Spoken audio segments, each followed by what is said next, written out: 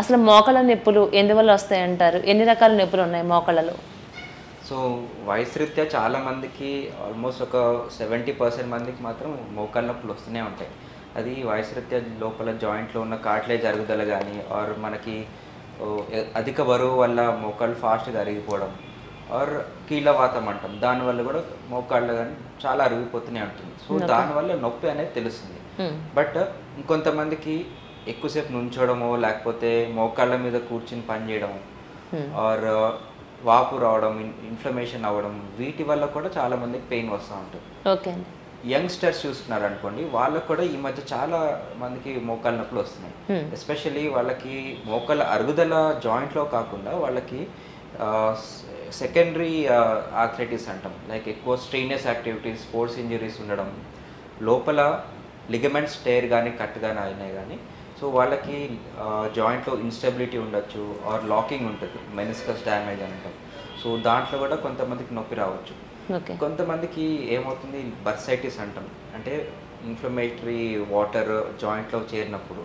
So అలాంటప్పుడు ఏమవుతుంది, వాళ్ళకి కాళ్ళలో స్వెల్లింగ్ ఉంటుంది, టైట్నెస్ ఉంటుంది, రెడ్నెస్ ఉంటుంది, అండ్ చాలా పెయిన్ కూడా చాలానే ఉంటుంది.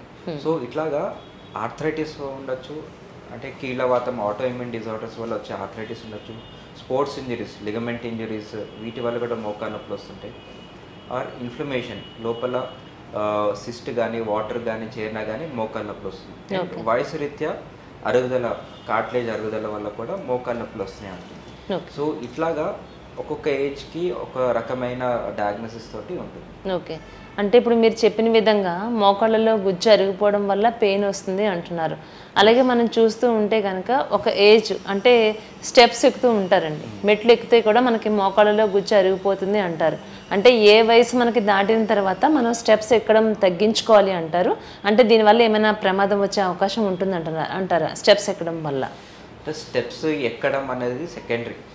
ఫస్ట్ ప్రైమరీ థింగ్, స్టెప్స్ ఎక్కుతున్న వాళ్ళ పర్సనాలిటీ ఎలా ఉంది, వాళ్ళకి వెయిట్ ఎలా ఉంది, అండ్ చాలా ఎక్కువ ఉన్నారా, బిఎంఐ ఎక్కువ ఉందా, వెయిట్ ఎక్కువ ఉన్నారా, అండ్ వాళ్ళకి స్ట్రెంథనింగ్ ఎట్లా ఉంది, మజిల్ స్ట్రెంథనింగ్, హ్యామ్ స్ట్రింగ్స్ కానీ ఆర్ నీ చుట్టూ ఉన్న కండరాలు గట్టిగా ఉన్నాయా, లూజ్గా ఉన్నాయా, వాళ్ళకి ఎక్సర్సైజ్ చేస్తున్నారు లేదా, ఫిట్గా ఉన్నారా లేదా, ఇవన్నీ ఇంపాక్ట్ మనకి యాక్టివిటీస్లో, మెట్లెక్కడంలో అది ఇంకా డ్యామేజ్ అయ్యే ఆస్కారం ఉందా లేదా అని హెల్ప్ అవుతుంది. ఎట్లాగా, ఇప్పుడు అధిక బరువు ఉన్నారనుకోండి, ఇప్పుడు ఉండాల్సిన హైట్కి ఒక 10-15 kgs ఎక్స్ట్రా ఉన్నారనుకోండి, సో వాళ్ళకి ఏమవుతుంది, జాయింట్లో లోడ్ ఎక్కువైపోతుంది. సో మోయాల్సిన దానికంటే ఎక్కువగా మోస్తూనే ఉంటుంది. సో దానివల్ల మెట్లు ఎక్కుతున్నప్పుడు ఇంకా స్ట్రెయిన్ కానీ లోడ్ ఇంకా ఎక్కువ అవడం వల్ల ఫాస్ట్గా అరుగుదల అవుతుంది. సో ఒబెసిటీ ఉన్న వాళ్ళు, ఎక్కువ వెయిట్ ఉన్న వాళ్ళు ఒక ఫ్లోర్ కంటే ఎక్కువ ఎక్కకపోతే బెటర్. అండ్ ఎక్కాల్సినప్పుడు స్లోగా ఎక్కడము, ఒక్క కాలు మీద ఒక ఫుల్ వెయిట్ పెట్టి మళ్ళీ ఆల్టర్నేట్ లెగ్ మీద పెట్టడం, సో అట్లాగా చేస్తుండాలి. ఒకటే కాలు మీద సేమ్ అదే లెగ్ మీద వెయిట్ బరువు అంతా పెడితే మళ్ళీ ఆ కాలు ఎక్కువ అరిగిపోయే ఆస్కారం. సో ఇలాగా వాళ్ళకి strengthening exercises, weight management and స్ట్రెంథనింగ్తో పాటు వాళ్ళకి కావాల్సింది conditioning, toning of their muscles and ligaments, అవన్నీ ఉంటాయి. ఎన్ని మెట్లు ఎక్కినా ఏం కాదు. సో మెట్లు ఎక్కేది వెయిట్ ఎక్కువ ఉన్నా ఆరు వయసు రీత్యా అరుగుదల వల్ల వచ్చిన నొప్పి వాళ్ళు ఉన్నా ఒక ఫ్లోర్ కంటే ఎక్కువ ఎక్కకూడదు. ఓకే. అంటే సాధారణంగా ఏమనుకుంటున్నామంటే, ఏదైనా మనకి స్టెప్స్ ఎక్కుతున్నారంటే ఒక ఏజ్ దాటిన తర్వాత వాళ్ళు మెట్లు ఎక్కలేరు, మోకాళ్ళలో గుజ్జు జరిగిపోతుంది, వాళ్ళకి పెయిన్ వస్తుంది అనుకుంటున్నాం. కానీ వయసుతో సంబంధం లేకుండానే మనం వెయిట్ గెయిన్ అయిపోతే ఏ ఏజ్ వాళ్ళైనా బరువుతోటి మనం స్టెప్స్ ఎక్కలేకపోతాం. ఒకవేళ ఎక్కాల్సిన సిచ్యువేషన్ వచ్చినా వాళ్ళకి ఒక ఫ్లోర్ కంటే కూడా ఎక్కువ ఎక్కొద్దు అంటున్నారు.